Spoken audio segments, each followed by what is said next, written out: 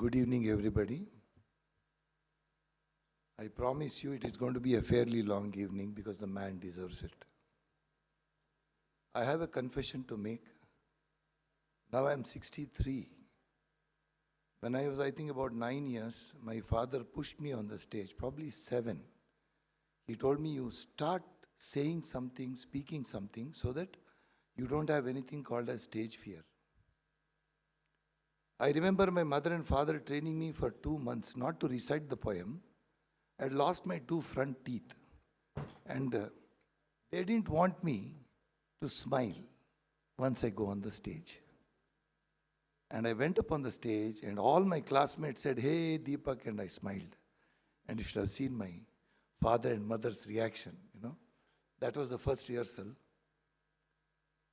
I have not known stage fear for the last 30 years. But today, I'm nervous. Nervous because I'm going to interview a man who's been a tremendous influence, I know, on all of you for generations. Sanjay generally doesn't speak at all. Even his oration or oratory was so good today. Of course, he became emotionally choked as usual as he becomes in between. It's just because of the personality about whom we are talking. Last year, November, we got a thought that we should do Sir's 80th birthday in November. And then see, Satish Bhandari was also there. And how the providence comes in again that MacLeod told me yesterday, "Sir, we should be the first one." Though our boss is becoming 80 in November, I think it's my fortune. To the audience, Sir has never been my direct teacher. I think for most of you also. I've never studied in Bombay, never in KM, nothing like that.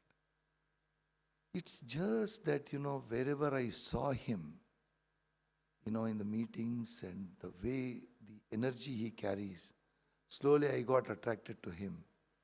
And then I ended up attending his first, his endoscopic ear workshop where me and Satyaprakash Dubey became thick friends in Hinduja. And later his cochlear implant workshop again in Hinduja. Just 6-7 points of insight to the man. Then I will invite him here because once I tell you these things, because my memory is a little skewed.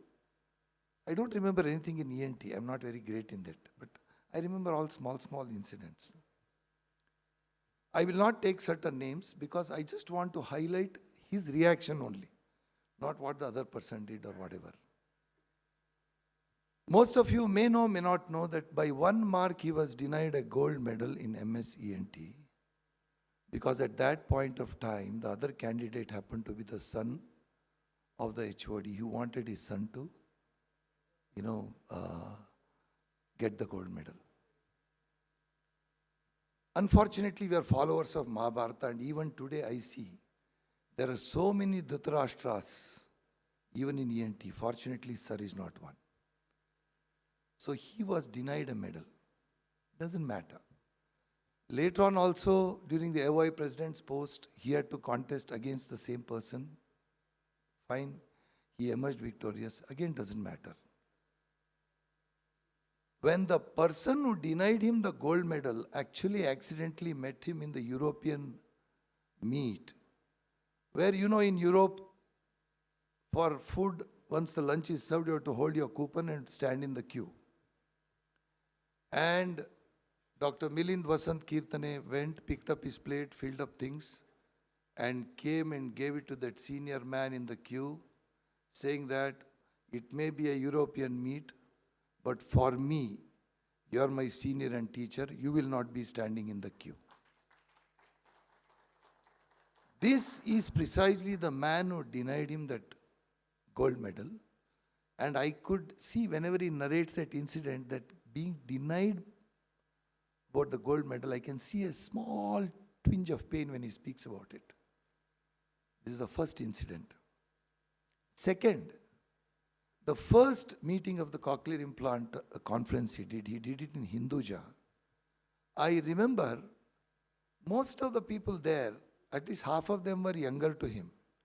Especially there was a lady chairman or CEO of Hinduja who was much younger to him. But through the program, he didn't have a chair for himself. He had chair for everybody else. He stood through the program like a volunteer or like an organizer. Sir, correct me if any of the facts are wrong, because I'll just keep on going another 5 points. K.K. Ramalingam, we felicitated him last year, on the 90th birthday, where we thought about his 80th birthday. K.K. Ramalingam spoke probably for 20, 30, 40 minutes. Sir was just standing behind him patiently when all of us got restless. I never saw any restlessness in him. The sheer reverence for a man. I always say this, only when you score 8,000 runs as a batsman in Test cricket, you will know the value of a person who has scored 10,000 or 11,000. When we have not held a bat in our life, it is very easy to comment. Cricket, once I just casually asked him, sir, you really support cricket and Indian team. He clearly said without holding the breath, only if India is winning. This is what he said. And he once asked me, how much sleep does a man need? He just finished a tonsillectomy, and I still find his cochlear implant I have seen, it is amazing, his face is amazing, his oratory is beyond doubt. But that old technique of tonsil that he does standing, with the mouth open, even now I find it very, very difficult to follow. And then he sat, when he was waiting for the hemostasis, he closed his eyes and went to sleep here, actually, for about 7 minutes. He told the nurse, wake me up. And he said, Deepak, how much sleep does a man need? I said, sir, 6 hours, 8 hours. He said, no, the answer is 5 more minutes. I'm really sorry. My memory with these things is, I remember these things. Actually, sir taught me so many good things in the subject. None of them retained. That's why I'm a Deepak Haldipur still. And sir is sir. And he has the longest marriage. In the sense, he knew this lady from 4th standard, madam. Which class? 3rd standard. Sorry, I got that wrong. And if there is one man, see today in so many podcasts across all of us are busy watching podcasts. Everybody is obsessed with reversed aging. I have a theory that 30% of the aging is physical and 70% is mental. If there is one man who taught me how to reverse aging, it is Professor Milind Vasant Kirtane. Before I call him onto the stage for this interview, 2 things. This is not an interview conducted only by me. I will finish the first part because I'm an extremely selfish fellow. I call myself X-ray PNS. PNS stands for Param Neech Swarthi. Okay? And after that, the house is open and each one of you will give you the mic. Whatever you want to ask, sir, you please ask him. He's the hero today. I'm a little jealous of him. So we will grill him till he longs for his rum, not at 36 oak and barley. Sir, you made my day. And before he comes on the stage, I request all of you to give him a standing ovation if you feel he deserves it.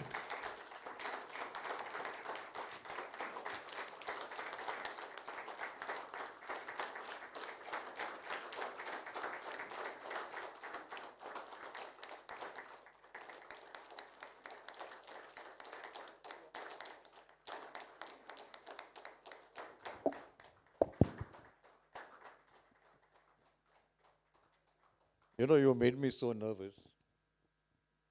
You'll have to excuse me for 5 minutes. I need a washroom break already.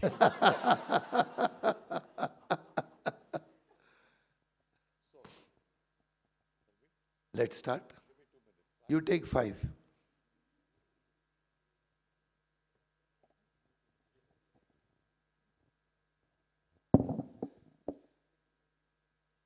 And see, the toughest job, as Sunita Chapola Shukla will agree, the toughest job is to be an orator in front of the master orator. You know, it was while I was coming in the flight. See, flight is the best place where mobiles don't work, at least not yet. So I sat and jotted down the few points which I remembered offhand. And you see, Satyaprakash Dubey once told him, because he came in a color shirt like this to a meeting, he said, "Sir, did you take Deepak's permission? From the day he has met you, he has been wearing half-arm shirts, white shirts, and refuses to wear a coat. How did you wear a color shirt?" And sir was taken aback. And once I also asked him, because we are all fascinated, I'm sure some of you are going to ask him about the work-life balance. So I asked him, "Sir, you're working from morning to night, 10 o'clock also you're answering calls." Then madam told me even after that he kept checking his emails and all that for about 3 hours, 2 hours. He hardly sleeps. This is what madam told me. Madam, do you have two names, Neelima and Jyotsna, or it's Jyotsna only? Were you Jyotsna Purohit before? No. All right. Pandit. Correct, Jyotsna. My aunts are junior to you. So they told me it is, Jyotsna Pandit, the second name. So I got lost thinking about the madam. What was I talking about? Just now I was talking about some... I asked Sir, how do you balance your family life? Or manage your family life? No. Again, madam, without batting an eyelid, he said, family, his voice, Gulzar-like voice, He said, family, wife manages. This is what he said. Sir, please sit down. And I don't know, now I have to break the tradition because you have always interviewed your seniors standing. What do I do? Shall I sit or stand?